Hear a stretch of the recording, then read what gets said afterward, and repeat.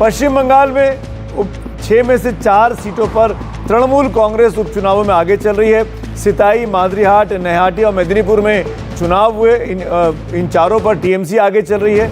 6 में से 4 पर टीएमसी आगे है। वो सीटें कौन है जिस पर बाकी दूसरे दल आगे हैं, ये देखना दिलचस्प होगा।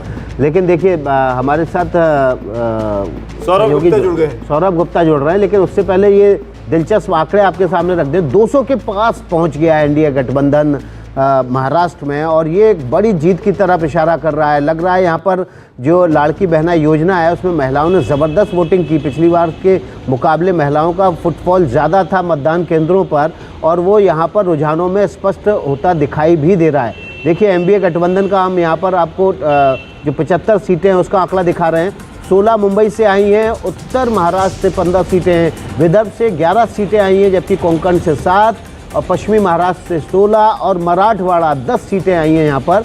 जबकि उम्मीद की जा रही थी मराठवाड़ा में कांग्रेस और महाविकास आघाड़ी अच्छा करेगा, क्योंककि मराठों को आरक्षण को लेकर ज़बरदस्त कैश कराने की कोशिश की गई थी, लेकिन यहाँ पर उसका फ़ायदा नहीं दिखा लाड़की बहना योजना ने। और देखिए 195 सीटें हो गई, बीजेपी 110 पर है, शिवसेना शिंदे 52 सीटों पर है, एनसीपी 30 सीटों पर है। ये भी रीजन वाइज विकास बता देते हैं। एनडीए को 194 सीटें कहाँ से मिल रही हैं।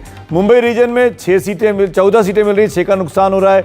कोंकण में 27 मिल रही हैं, 1 का फायदा हो रहा है। उत्तर महाराष्ट्र में 32 मिल रही हैं, एज इट इज़ है। पश्चिम महाराष्ट्र में 36 मिलती हुई है, महायुति को 1 का फायदा हो रहा है। ये 196 का बाइफर्केशन आपने देखा महाराष्ट्र में महायुति को लेकर।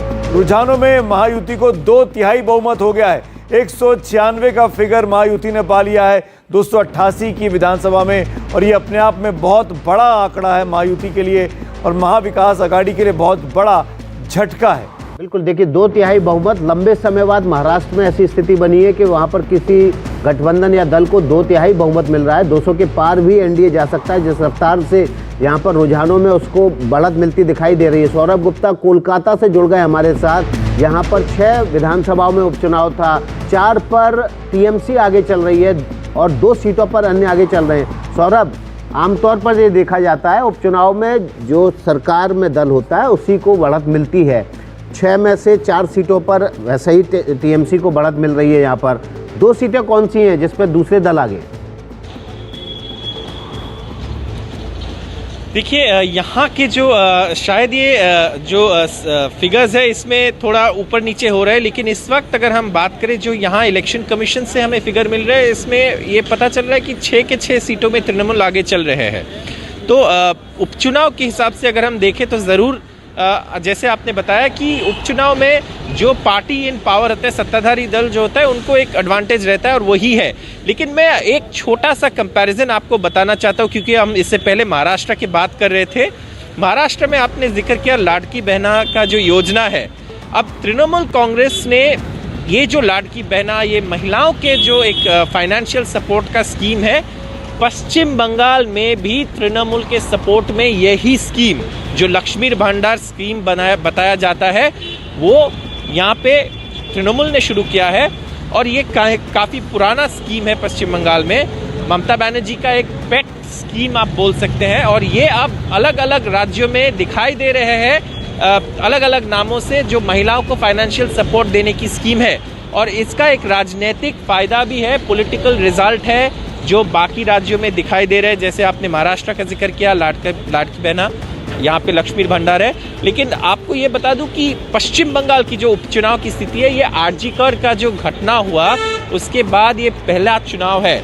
और यहाँ पे बीजेपी का एक टारगेट था या लेफ्ट का एक टारगेट था कि अगर तृणमूल का सीट कुछ कम होते हैं तो उनको एक प्लेटफॉर्म मिलेगा कि बताने के लिए, देखिए जनता जो है तृणमूल को सबक सिखा रहे हैं।